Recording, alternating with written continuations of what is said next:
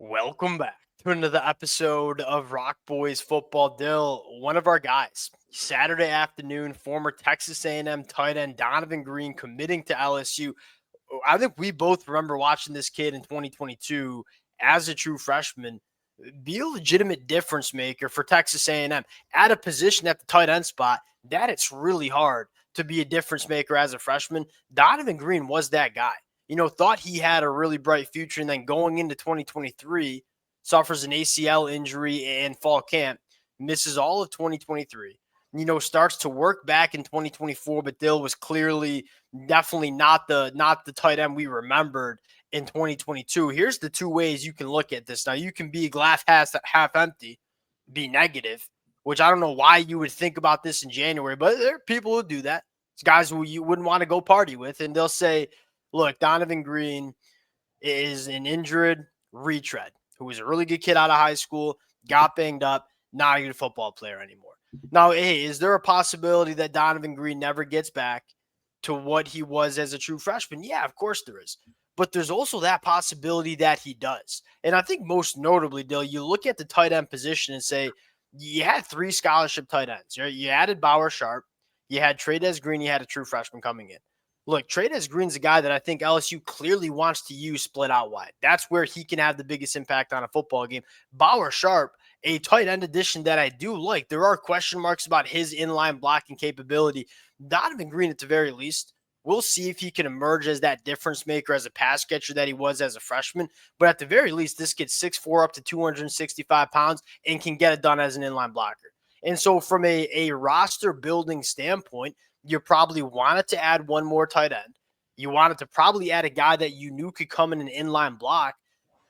Donovan Green can be that guy with offering you some upside if he can fully recover from that injury and get back to what he was like as a true freshman. I really like this get. We'll see how it works out. Now, before we get into a little bit more of Donovan Green, just want to say thank you to you guys and to the LSU fans. It has truly been a blast talking this football team over the last couple of weeks. I don't think there's a team that has improved their roster more in the transfer portal than LSU. I think we've broken down almost every single commitment that has come in.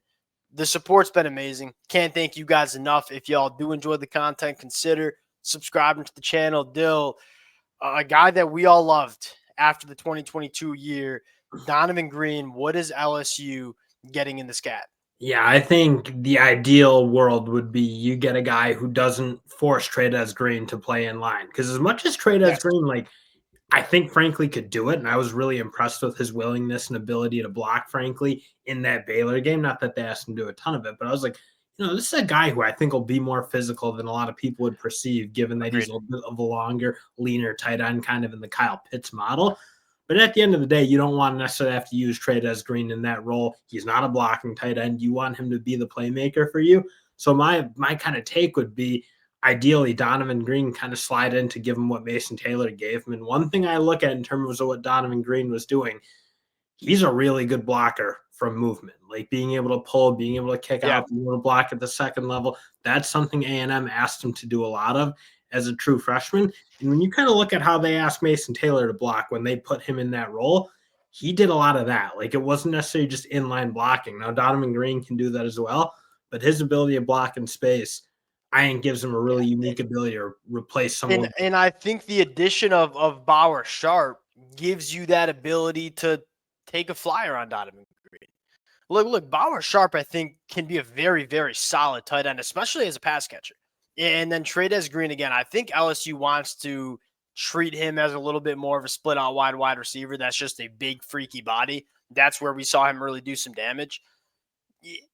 Donovan Green provides a different skill set to the tight end room that I'm not necessarily sure LSU had. And we know LSU, they'll run some 12 personnel and they'll use multiple tight ends. You didn't really want to be going into the 2025 season with three scholarship tight ends, one of which is a true freshman, the other of which is a kind of a jumbo wide receiver, and then Bauer Sharp really the only maybe reliable inline tight end. So now you add Donovan Green, where I think the floor is decent. I think he'll get back from the injury to some sort of extent and give you a quality SEC tight end. Now, the question is, and this is what excites me, is, hey, I don't think LSU needed to go out and get a tight end. I'm sure LSU did some background work on Donovan Green and said, hey, how is the injury progression? How is the health progressing?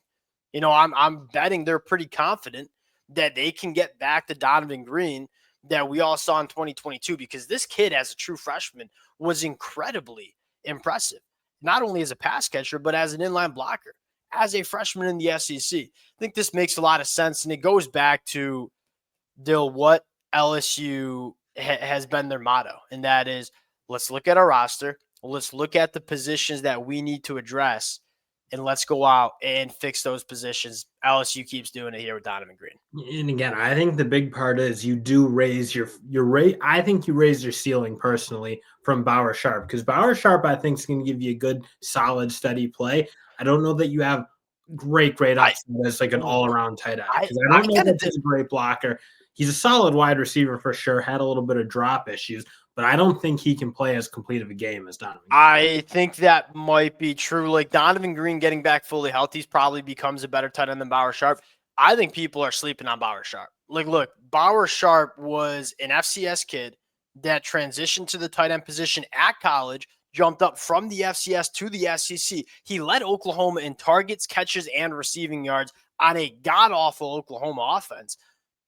Bauer Sharp, to me, he's one of those guys that, yes, he's a veteran. Yes, he only has 1 year of eligibility, but he's also one of those guys that's still developing, because he did go through a position change, but I think he's a freaky athlete.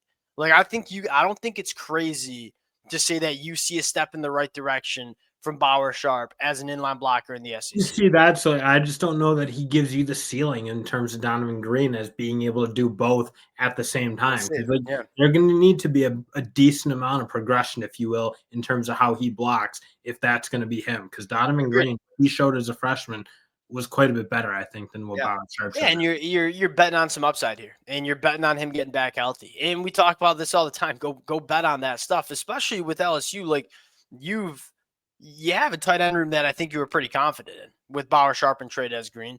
Now you can go bet on a guy like Donovan Green and see if he gets back. And if he does, I think he could be getting a really fun kid here. So we'll see how it works out. We'll close it out there. Appreciate you guys. This one was a fun one because it's like we love this kid as a freshman, and you're kind of rooting for him. I know it was. We were talking so much about A&M. Like, can they get something in the Colin Klein offense where you go back to the Kansas State days, how good they, or how effective they were with the tight end? You obviously didn't get it last year, but you felt like Donovan Green could have been the guy. You kind of said it. At the end of the day, it's going to be about how his progression back from that injury is going.